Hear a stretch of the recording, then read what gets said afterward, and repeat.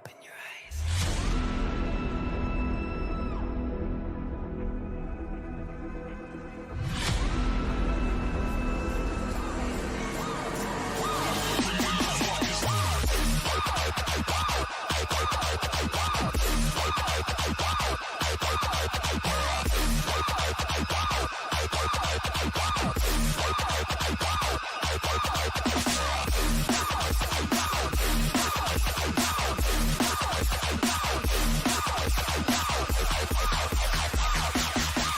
WrestleCast podcast starts now.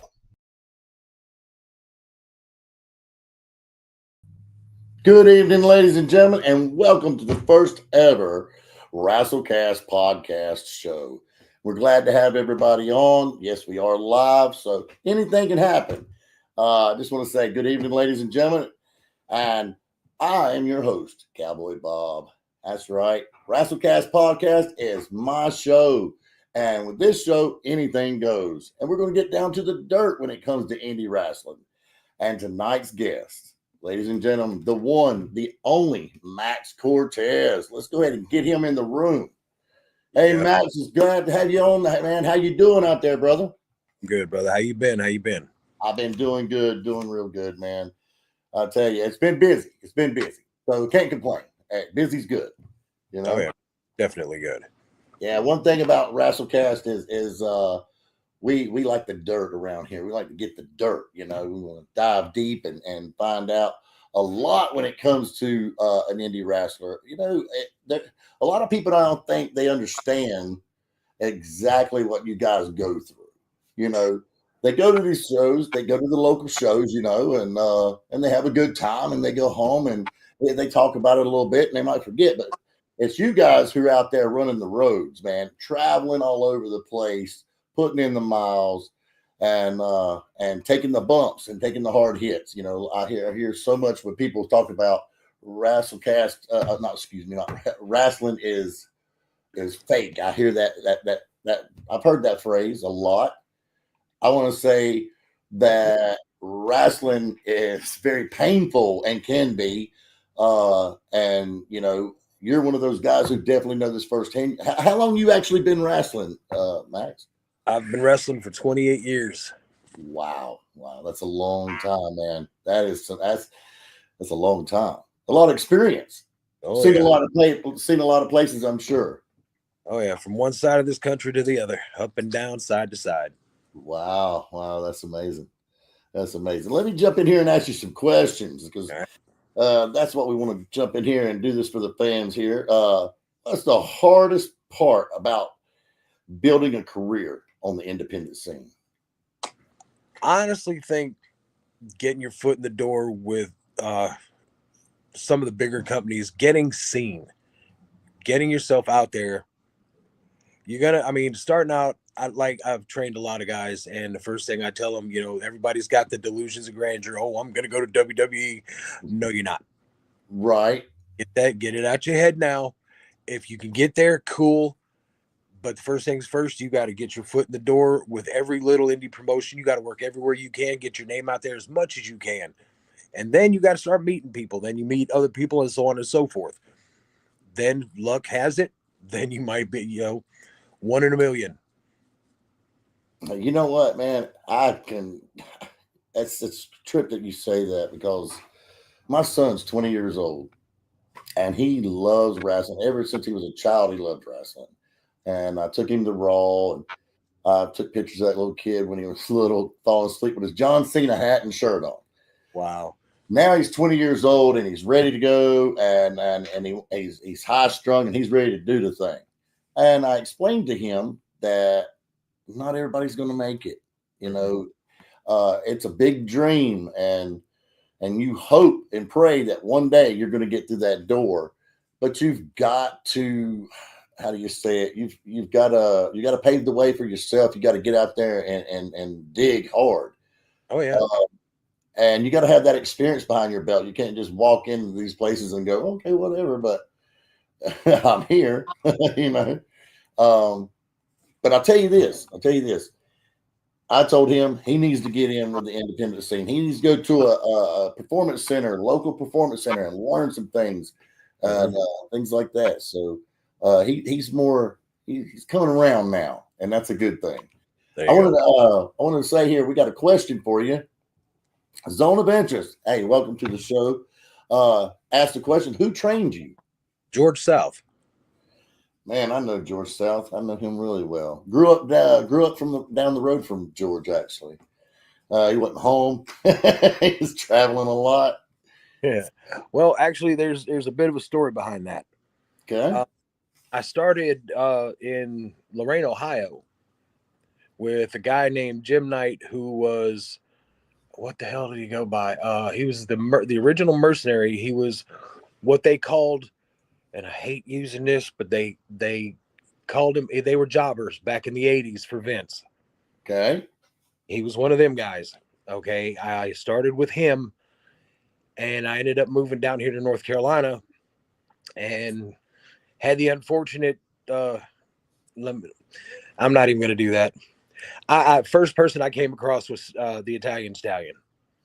Okay. All right. And Stallion, I met George, and George completed my training. And if nobody knows anything about George South, he is the Sigmund Freud of ring psychology when it comes to professional wrestling. Wow. That long, yeah. I kind of went around my rear end to get to my elbow when it comes to getting trained. Hey, at the end of the day, you made it happen. We're talking 28 years. That's nothing. Yeah, that's a big feat. Yes, That's sir. huge. Let me ask you this real quick. When it comes down to how you built your career and everything, how do you balance wrestling with the rest of your life? Like your personal life, your family. I'm sure it's you've got to get out there and like I said, dig deep. So when you're running the roads and you're out here, you're traveling, it's hard to make sometimes birthdays. Yeah, I mean, I'm sure you've missed events, with the family. So how do you balance wrestling with the rest of your life? Well, at the beginning of my career, my life was completely about wrestling. I was on the road so much, going here, going there, doing this, doing that. I basically missed my little girl growing up. It cost me my first marriage.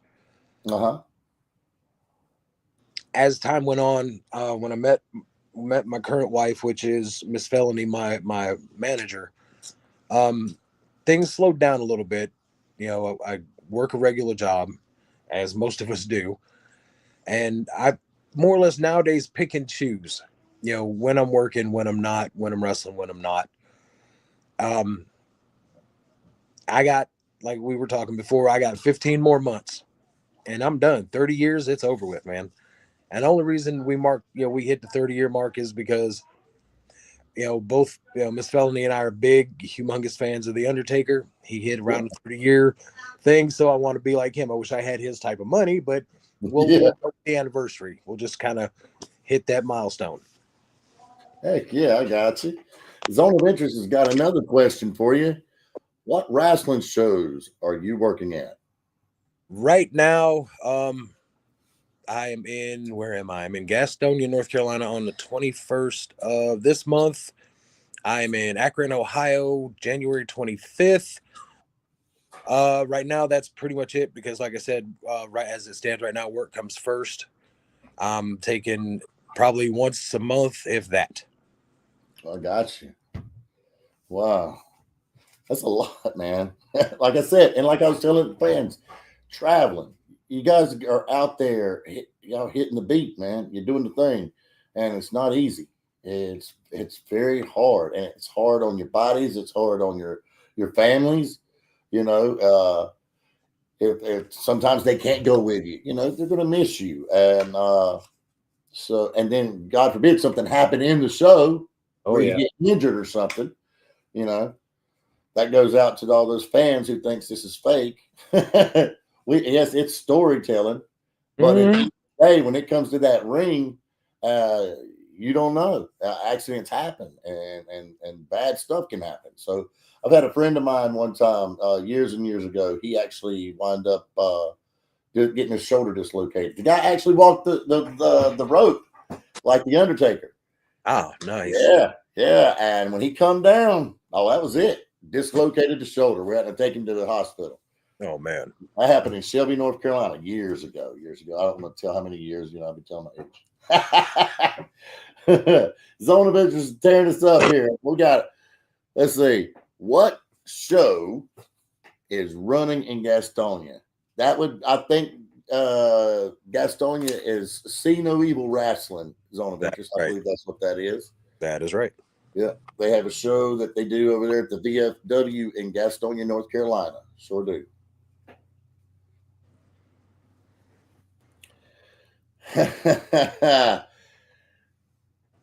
How did I get my name? Well, to tell you the truth about that, I've always been a country boy. Always. All right. I've rode horses. I've worked on the farm. Man, I just, I'm about as country as it gets, I guess, sometimes, I love singing country music. But no, I had a promoter that actually gave me that name. And so it stuck. And you know what? I appreciated it. So here we are. Cowboy Bob. So, here we go. Hashtag Truth has a question. Max, what do you think about modern indie wrestling compared to when you came in? Man, that's a good question right there. That is a good question. You got to put me on the spot, man. For Hey, real. man, you know what? When Scott pops off the question, it's good stuff.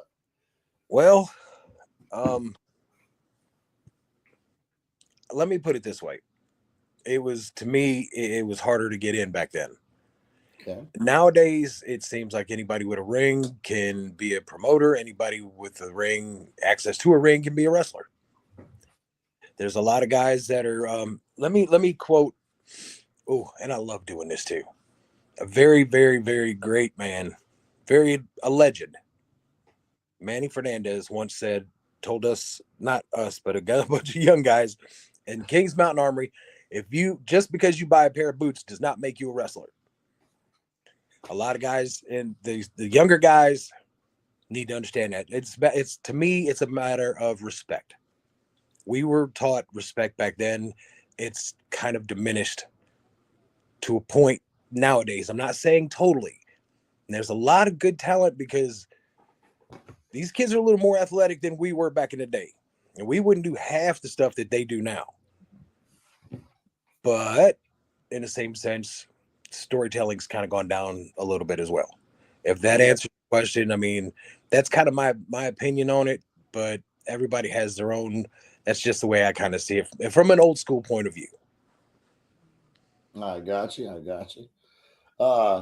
See No Evil Wrestling. There's Ben. It says, hello, Cowboy Bob and Max. How you doing? What's up, Ben? I appreciate you stopping in for sure. Definitely. Welcome to WrestleCast Podcast. I tell you, let's get back to these questions because I've got some. I want to get that dirt, Max. Let's see. What is your approach to a storytelling in the ring? Now that's a good question. Ooh, I can sum it up, I guess, pretty simply. Heel tells the story. I being as old school as I am, I honestly can't go any further into it than that. But the heel will tell the story. If you got a good heel in there, then that's all you need. He'll make that baby face look like $1 million and not really do a whole lot. If you think about it, you watch some of George's matches. That man could get 25 minutes worth of heat, not even take off his jacket. Right. Yeah, you're exactly right. I tell you what, but great guy. Oh, yeah. Great guy. Got a big heart. He's awesome. Yeah. Let's see here. Have you faced any obstacles breaking into certain promotions, and how did you overcome them?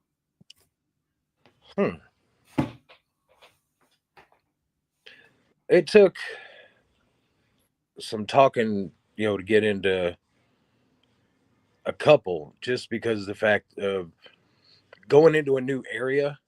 Mm-hmm. OU, like when we moved, um, my father is from Ohio, so that's how I ended up moving back up there 13 years ago. Before we moved back here, anyhow, moving into a new area, I had a name here, I didn't have a name there.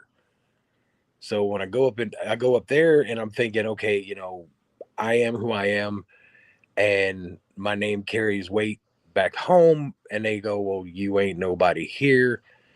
And then the whole, well, we want video and we want tryouts and we want, how insulting that is. But and then you have to think about it. You know what?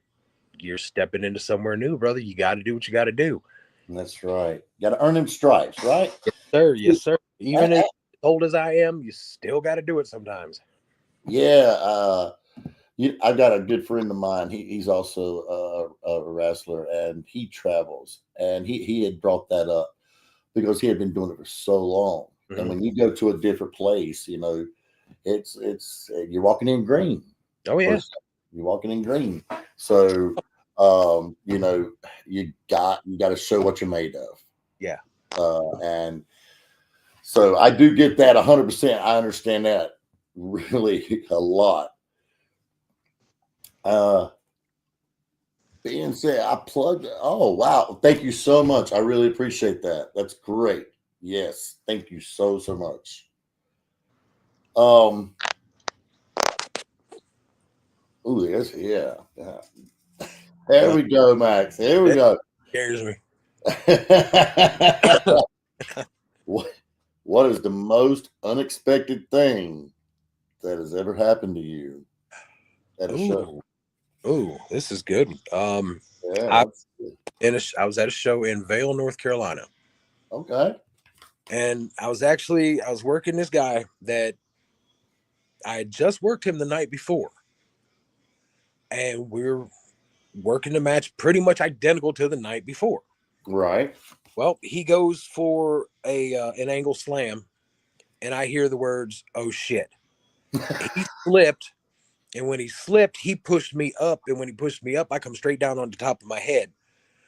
I was paralyzed from the waist down for 6.5 hours. Ooh. Yeah, they had to stop the show, call the squad, do all that. And the funny thing is, and it still kind of tickles me to this very day, the first person to slide into the ring, grab my head to stabilize me was Buddy Landale. Wow. Brother, don't move. And I was like, the only thing I was worried about was I could not feel my lower appendage, Yeah. Yeah, I was kind of concerned about that. Yeah, that'll freak you out. But yeah, that had to been the most surprising and terrifying moment of my entire career. Wow. That is something else, man.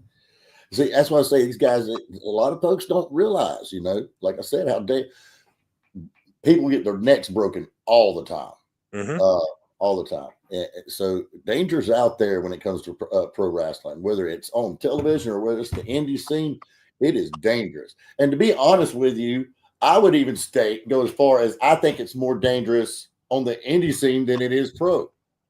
Oh yeah. Yeah. We work harder. Yeah. So we got another question right here.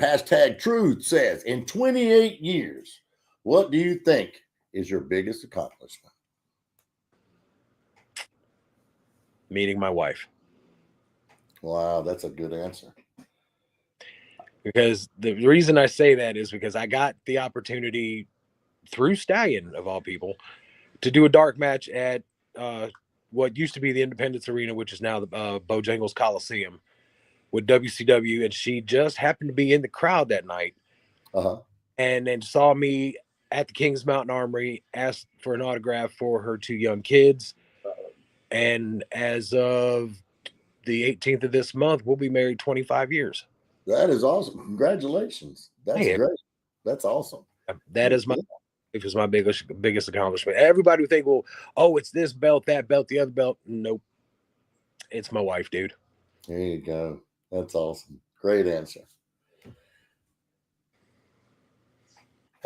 #truth. You just made a fan of my wife. Good answer. There you go. Hey, she is my manager. She is my best friend. You know what, man? And you know, honestly, that was going to be uh, almost one of those questions down there close to the end because my best friend is my wife. You know, she's my number one fan. She's my number one cheerleader, and I'm grateful for her. I'm very thankful for her. You know, she stands behind me through thick and thin, and no matter what I want to go out here and do, she's got my back, and she believes in me, and I think that is very important in a relationship. Oh yeah. And like I said, man, I wouldn't get rid of her or trade her for nothing, and I hope she feels the same way. uh, To keep me from doing some of the dumb stuff in the ring I actually want to do. I come up with these ideas, and she goes, you remember you're 51. Oh yeah, that's right. Duh. yeah, yeah. Sometimes you got to remember that exactly. Yeah. How do you connect with fans when constantly performing in different cities? Oh. Yeah. See, back in the old days, I wouldn't. Yeah. I had what we called the Kevin Nash approach. I'd show up. I wouldn't go out there, wouldn't sign an autograph, wouldn't take a picture until said best friend of mine slapped me upside the head and said, "Hey, if it wasn't for those folks out there, you wouldn't have a job. Get your ass out there and sign some autographs." So I don't mind nowadays. I mean, I'll go out at intermission, even with the baby faces and whatnot, and I'll go to my gimmick table, or I'll walk around the ring or whatever, and I'll talk. It doesn't matter. It's nothing personal. It's business. There you go. There you go. You know, I love interacting with the fans. I do. Uh, I've got my own merch.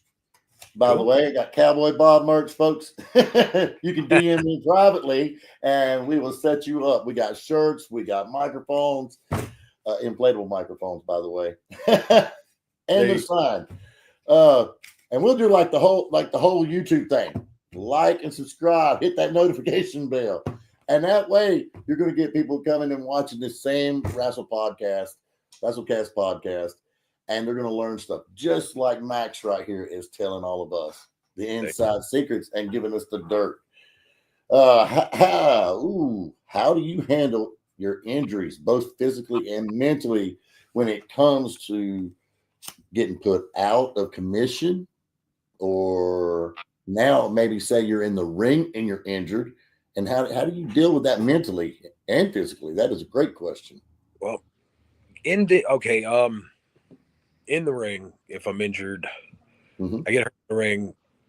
My mindset is finish the match. There's people came, they want to see a show. You got to finish. You got to do what you got to do. Right. Deal with it afterwards. I actually just came back off an injury. Cost me a little time at work, but it's the life we choose. Right. So we have to kind of take the good with the bad. That's probably the best way I can put that. I understand that. That makes sense. Definitely makes sense. What sacrifices have you had to make for your wrestling career?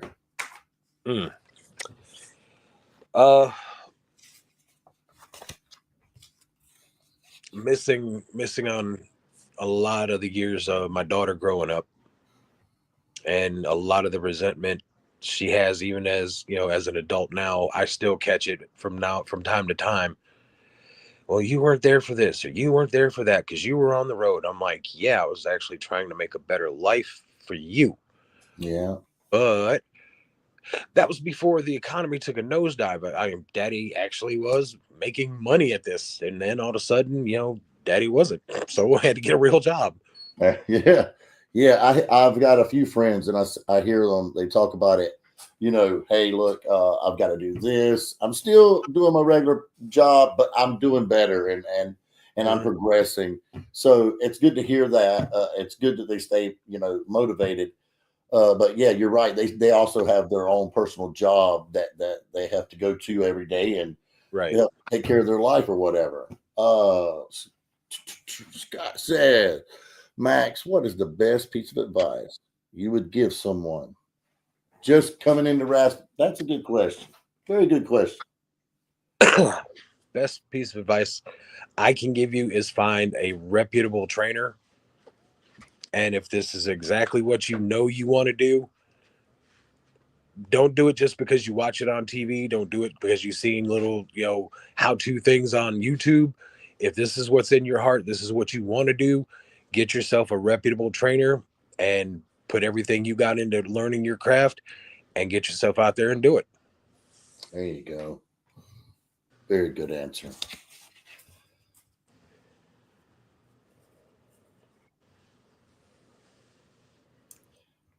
How would you measure success as an independent wrestler? Obviously, it's not by money. Okay.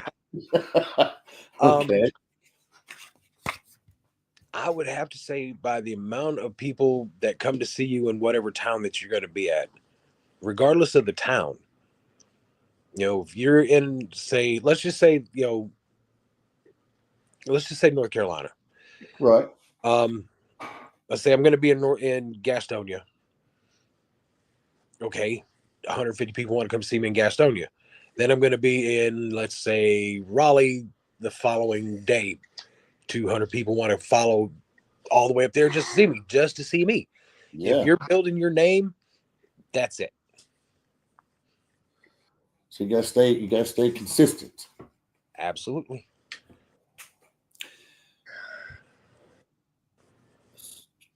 What inspired your persona in the ring? Oh man, I've gone through so many over the last couple of decades. In the 90s, there was a time, it was before Kevin Thorne, I did the vampire thing. Yeah. I did the goth thing. And then I found me, which is just this, well, coming through the curtain, that guy is self-centered, narcissistic, and for lack of a better words, an asshole. Yeah. Right. That's it's kind of funny. The way I got my name, I was, like I said, up in Ohio. Before I came down here, I was supposed to be in a tag team. Now, mind you, I wasn't totally trained, but they put me in a tag team. Okay. It was supposed to be Bull and Ox, the Cortez brothers. And I said, the hell if you're calling me an ox. No. He said, well, what do you want to call yourself? Well, there was a movie back then, Man's Best Friend, about that genetically modified Rottweiler. Yeah. Well, I had a Rottweiler. His name was Max. So basically, I named myself after my dog.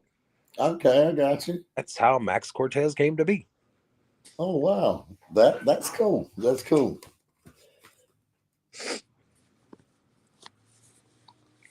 But I mean, Go ahead.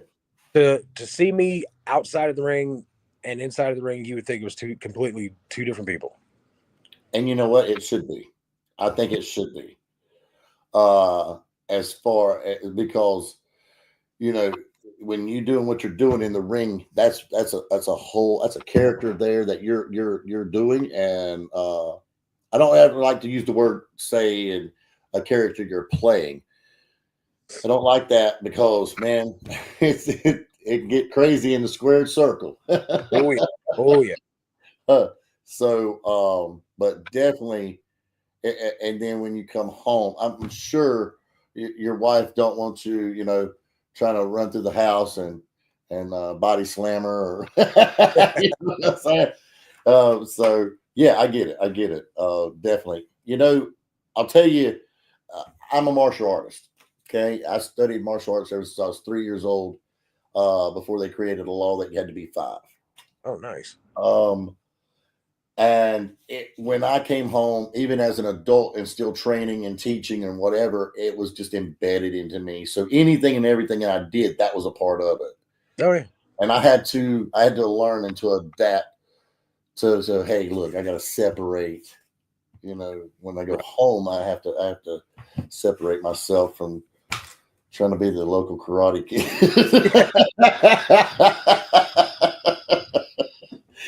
What would you say influenced you the most in your wrestling career? As far as getting into it, Yeah. two people, Ric Flair Mm-hmm. and Fernandez. Okay. Cool. Cool. I I grew up like, a big Horseman fan. you know what? I'm with you on it. I'm with you. What about Dean Malenko? Come on now. Oh yeah, yeah. Yeah.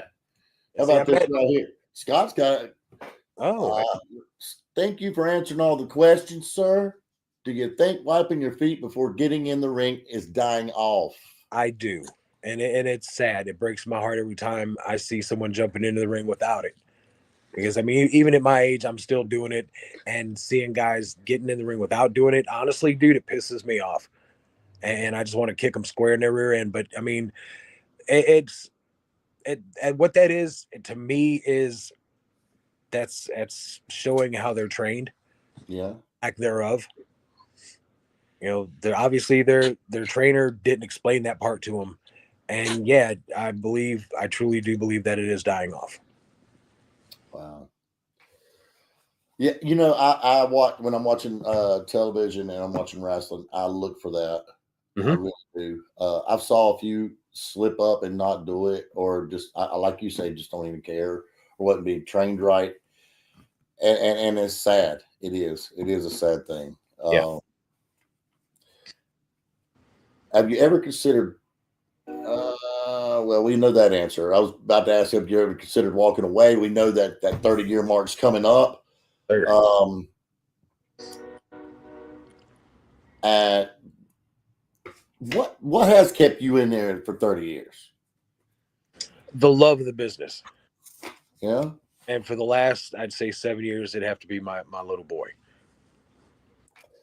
I got to meet your son, and I think that youngin is amazing. I'm here to tell you, he is phenomenal. He is great kid, and boy, he roots you on. You know Yeah. what I mean? And I love that. I love that. I sit there and I watch, and I'm just like, yeah, you go, kid. He's awesome. Definitely. What do you think the wrestling industry needs to do better for indie talent? We need to go back to territories. Okay. It would honestly, it would promote indie talent better. Uh huh. It would showcase a lot of companies that should be showcased that aren't getting, that particular spotlight, and certain talent that should be getting that spotlight that will never see it. Mm-hmm. We had it. It might actually work. It might actually help a lot. Okay.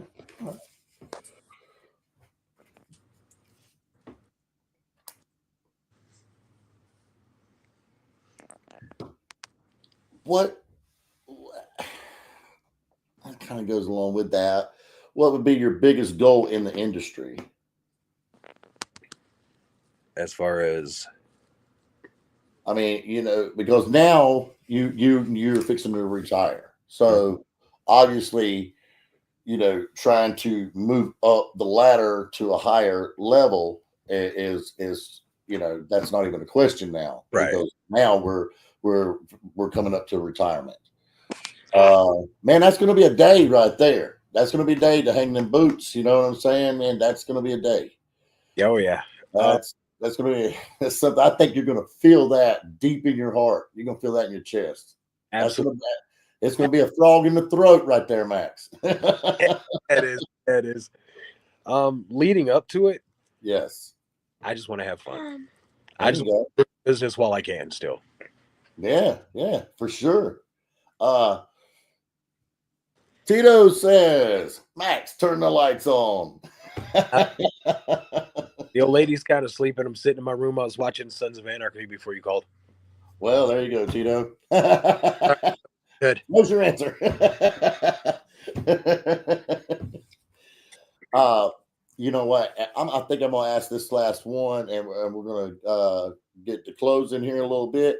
What legacy do you hope to leave in wrestling? And that is an awesome question. When people look back and think about me or talk about me, I hope they say, you know what? he was helpful. He was knowledgeable. He gave decent advice. He wasn't too big of a ass. Wasn't that hard of a guy to work with. I very respectful. That's my biggest thing, dude. That's the one thing. If they remember me for nothing else, is respect. Heck yeah. I like that. I like that. And you know what? Since I've known you, you've been nothing but respectful, you know? So it's kind of hard to say, hey, you know, see that guy in the ring there? He's being really mean and all this stuff. And he's so respectful. It's weird, isn't it? Man, he pulls that off really well. Flip a switch. Tito says it's his high school buddy Miguel. Oh, Migs, what's up, bub? How cool is that, huh? That is So awesome. you never know who's going to drop by on WrestleCast podcast. True. Wow. Yeah, I've known that dude since oh my god, middle school actually. Wow. Scott says, love this show. Thank you, Cowboy Bob. Great first guest. God bless you, Mr. Cortez. Man, that is awesome. Thank you. And we appreciate you so much, Scott. We really do. Thank y'all all for stopping by. You know, and most of all, Max, man, I really appreciate you taking the time out of your day to stop by and be our first guest on the WrestleCast podcast.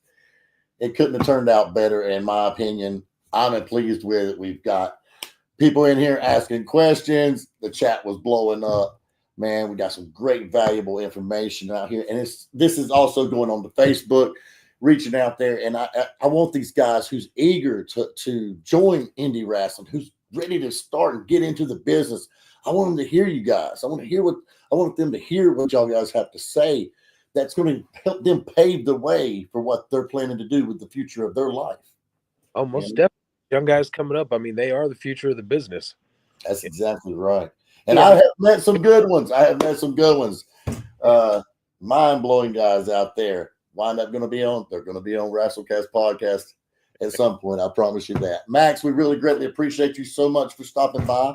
Oh, and we will talk again, sir. It's been a pleasure, and I couldn't be more appreciative. All right. Take care of yourself, brother. You do the same. Thank you. Later. Folks, hope you've enjoyed the show. Really do. It's a blessing to me to be able to do this for you guys, and get the dirt on independent wrestling. I'm your host, Cowboy Bob, and like I always say, if you got plans, you're going to want to break them, because WrestleCast podcast is the place to be. And we will see you next Thursday, 7 p.m. right here on YouTube. And right following after that, we will be on Facebook. So take care, stay safe, God bless, and we'll see you next week.